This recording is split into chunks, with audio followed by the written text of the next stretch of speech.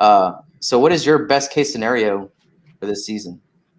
Well, and man, I hate saying this because we just praised DeMar. I think everyone who watches basketball probably knows by now DeMar is not a guy you can build a championship team around. I mean, the Toronto Raptors shipped him as their franchise player away for a 1-year rental of Kawhi Leonard.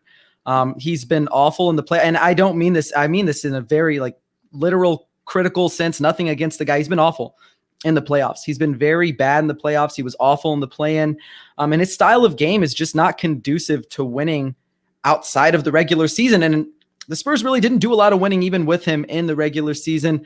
And I think he can be someone who contributes to a winning team, right? I think he can contribute to someone who wins, but he can't be your number one option. He just can't. At this point, he cannot. You're not going to have a guy except maybe Giannis who cannot shoot, who does not play defense, be your number one option. And Giannis, he can't shoot, but guess what? He's a defensive player of the year type candidate guy.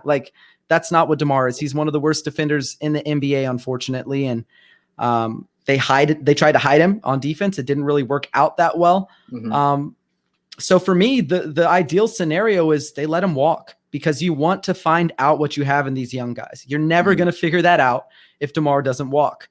Yeah. And if you look at what they tried to do, they tried to build a team around him twice, right? This season, last season, they're in the playoffs. They're in the lottery. But for me, you're with DeMar as your best player, you're too good to be awful, but you're not good enough to be a contender. So you're kind of stuck in this basketball purgatory where you don't want to be the Orlando Magic, right? You don't want to be that, well, we're good, but we're not great.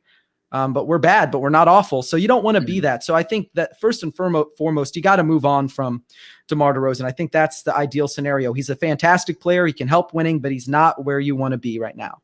And then outside of that, I think they have to add 3-point shooting. You can no longer be the 30th place team, last place team in 3-point attempts. And you can't do that and also be, 28th, 27th in 3-point percentage. When the Spurs were 28th in 3-point attempts 2 seasons ago, they were number 1 in 3-point percentage. You can live, you can get along doing that. You can't when you're also bad at shooting 3-pointers and you don't take very many of them. Yeah. So they've got to improve the personnel there. I don't know how they do it. Do they chase a Duncan Robinson? Do they try to draft a Corey Kispert, who I like him, but I don't know. You take him in the lottery. He's a guy who's already 23 years old. I don't think he has a ton of upside outside of being a sort of Joe Harris, Duncan Robinson level shooter. Yeah.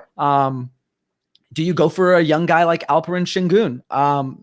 He's really solid. He's been outstanding in one of the best basketball leagues in the world as an 18-year-old. But again, he's not a guy who's a great defender. His shooting is not really there yet. It's more theoretical than it really is tangible at the moment. If he develops the passing skills, maybe he can kind of continue developing the shot. He can be a sort of Nurkic light, if you will.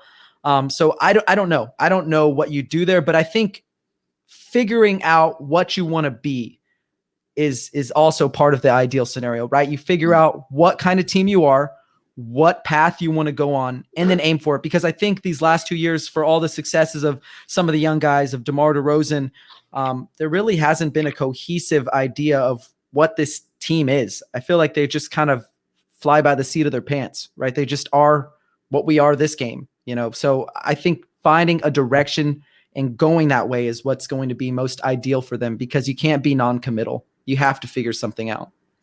Yeah, no, that's true. And I'd be very interested to see what happens to this team when all that happens, because I think we were talking about that a little bit before we went on air. If that's the move we're going to make, I don't think that we should be expecting playoffs in the next year or 2 seasons. And, that's just realistic until somebody makes that huge step, right? And takes that all-star level, all NBA type level step.